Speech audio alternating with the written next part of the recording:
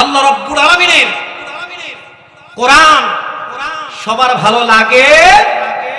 কোরআন মানলে আবু জেহেল ক্ষমতার মসনদ যখন ছিল, এই আবু জেহেল ক্ষমতার মসনদে থাকার কারণে সে জানতো বিশ্ব নবীজি যেই আল্লাহ রাব্বুল আলামিনের দাওয়াত দিচ্ছিল, যেই কোরআনের দাওয়াত দিচ্ছিল, আবু জেহেল জানতো 100% এটা হচ্ছে ঐশী গ্রন্থ, আল্লাহ রাব্বুল আলামিনের ঐশী গ্রন্থ। কথা বলেন ঠিক না ব্যাঠে? কিন্তু মানে নাই কেন? না মানার পেছনে একটাই কারণ, সেই কারণটা হলো যে মানলে তার ক্ষমতা চলে যাবে, ক্ষমতার মসনদ ভেঙে চুরমার হয়ে যাবে, যার কারণে সে কোরআনের বিরোধিতা করেছে। কথা বলেন ঠিক না ব্যাঠে?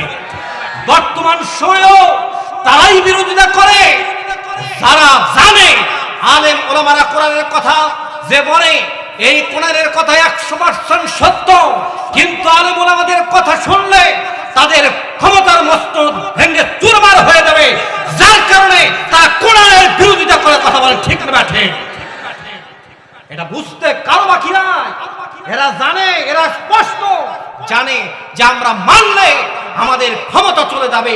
কোরআনের আলোকে আমাদের জীবন পরিচালনা করা লাগবে, সাধারণ মানুষের মতো জীবন যাপন করা লাগবে, যার কারণে এরা আলেমদের বিরুদ্ধে লেগেছে। কথা বলে ঠিক না ব্যাঠে?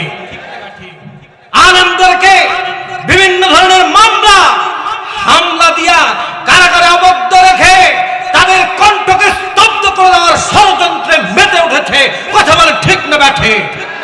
আজকে রতনপুরের মাহফিল থেকে বলে দিতে চাই, আমাদের কণ্ঠ স্তব্ধ করে দেওয়া তো দূরের কথা, আমরা তো তোমাদের সামান্য হুঙ্কারে ভয় পাই না, আমরা ফাঁসির কাষ্ঠকে ভয় পাই না, আমরা শুধুমাত্র আল্লাহ রাব্বুল আলামিনকে ভয় পাই। সেই আল্লাহর জন্য জীবন দিয়ে সাথে সাথে আল্লাহর জান্নাতি মেহমান। কথা বলেন ঠিক না ব্যাঠে? সেই আল্লাহর জান্নাতি মেহমান হওয়ার জন্য আলেম ওলামারা কোনো কিছুকে পরোয়া করে না, ফাঁসির কাষ্ঠে ঝুলেছে, বলেছিল ক্ষমা প্রার্থনা করার জন্য, জীবন ভিক্ষা দেওয়ার জন্য। একজন ইমানদার প্রাণ ভিক্ষা চাই নাই, হাসতে হাসতে ফাঁসির মঞ্চে তারা ফাঁসি বরণ করেছে, জান্নাতের অমীয় সুধা পান করেছে, বাতিলের কাছে মাথা নত করে নাই। কথা বলে ঠিক না ব্যাঠে? ও মুসলমানেরা, কারা কারা রাজি আছো হাসতে হাসতে কোরআনের জন্য ফাঁসির মঞ্চ গ্রহণ করার জন্য রাজি আছো? বাতিলের কাছে মাথা নত করবে না, এরকম মধ্যে মুজাহিদ কারা রয়েছে? দুহাত তুলে আল্লাহ রাব্বুল আলামিনকে দেখা।